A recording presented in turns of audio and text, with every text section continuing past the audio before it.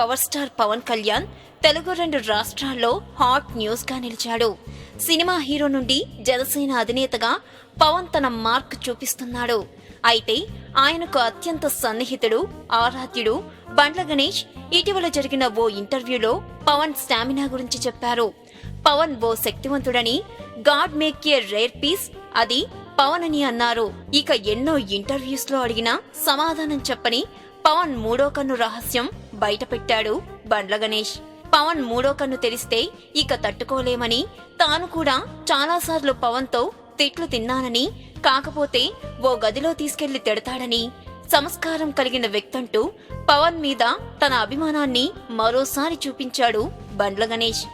జనసేన అధినేతగా ప్రస్తుతం పవన్ కళ్యాణ్ ప్రజల సమస్యల గురించి పోరాడుతున్నారు. అటు సినిమాలను తీస్తూనే మరోపక్క పార్టీ కార్యకలాపాలను చూసుకుంటున్నారు. ప్రశ్నించడానికే వచ్చానంటూ యువత ప్రోత్సాహంతో పవన్ కళ్యాణ్ చేస్తున్న పోరాటం తన అభిమానులు, కార్యకర్తలతో ముందుకు సాగుతుంది. ఈ వీడియో గనుక మీకు నచ్చినట్టయితే లైక్ చేయండి, షేర్ చేయండి, సబ్స్క్రైబ్ చేసుకోండి.